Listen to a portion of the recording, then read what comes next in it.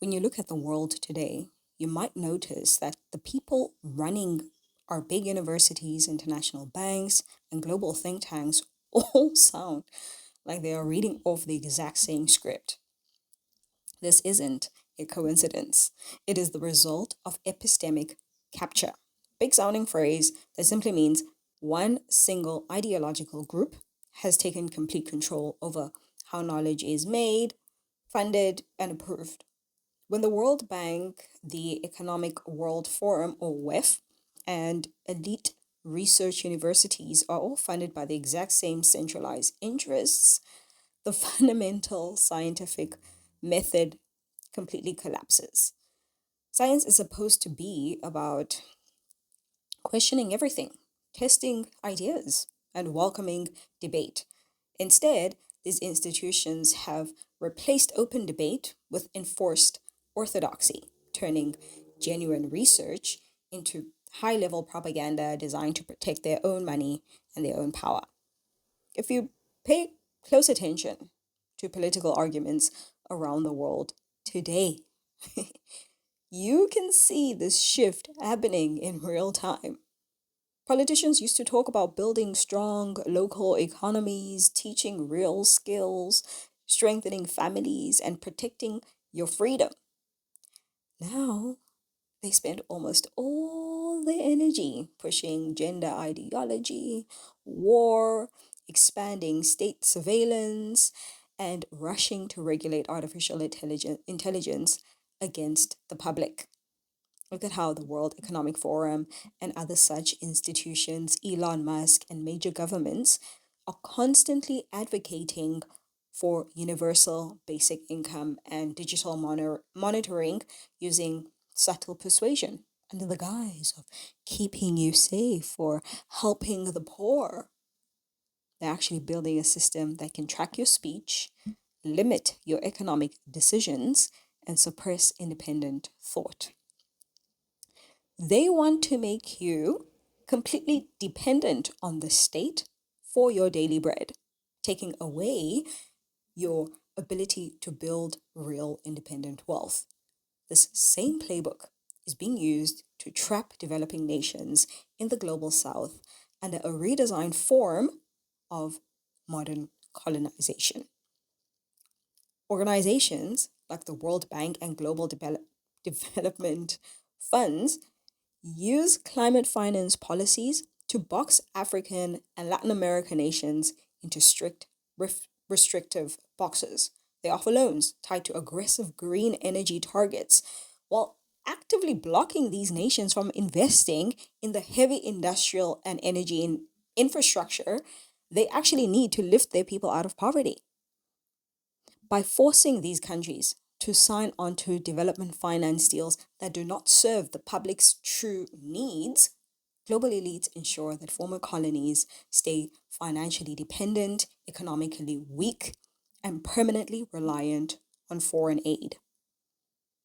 It is the same old control, just wrapped in modern, environmentally friendly language. These mega corporations, political institutions are effectively spearheading a campaign to displace the power of the everyday citizen. Take a look at the WEF's pushing of the Great Reset and central bank digital currencies. These policies are specifically designed to give central banks and governments absolute authority over when, where, and how you can spend your own money. If you express a political opinion they do not like, your financial access can be restricted with a click of a button. This is not progress. It is an engineered attempt to shrink your personal sovereignty and strip away your rights to speech, trade, and thought, handing total control over to an unelected class of corporate managers and political bureaucrats. You need to realize that this entire setup is simply a reimagined, polished version of historical slavery and imperial colonization. Throughout history, rulers have always tried to control the labor, movement, and minds of the public. And today's global elites are using technology and financial debt to do the exact same thing. But to break free from the system, you must be ready for the growing pains that come with choosing personal sovereignty over corporate and state comfort.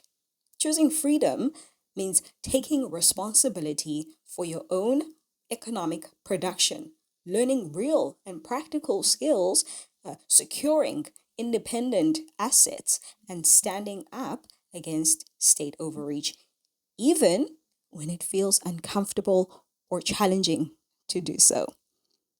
The public can no longer afford to be passive observers while these mega institutions slowly rewrite the rules of everyday life.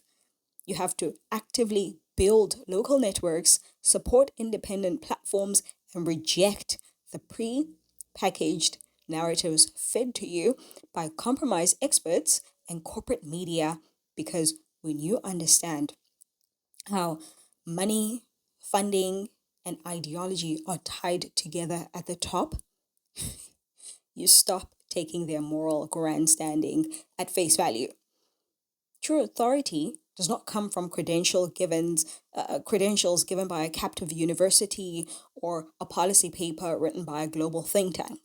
True strength lies in your ability to think critically, speak openly, and make independent economic choices for your family and your community without needing permission from a centralized authority. Okay? We we have to ask ourselves a fundamental question about the nature of human freedom and authority in our everyday lives.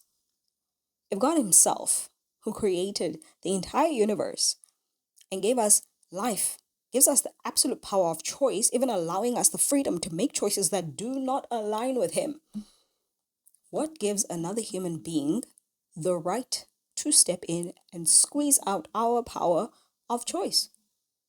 Why should any politician, corporate CEO, or global bureaucrat have the authority to dictate your movements, control your speech, and manage your daily life?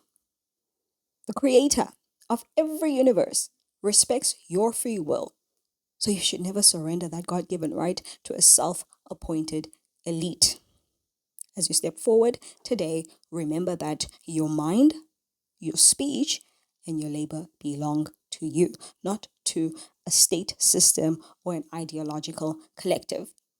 Stand firm in your personal sovereignty, question the single stream narratives pushed by institutional experts, and refuse to trade your freedom for temporary comfort. The fight for the future is not just a political or economic battle. It is a battle for the right to live as a free, independent human being. Hold on to your principles, build real skills and your community, and stay grounded in truth. And always remember to pray. Always.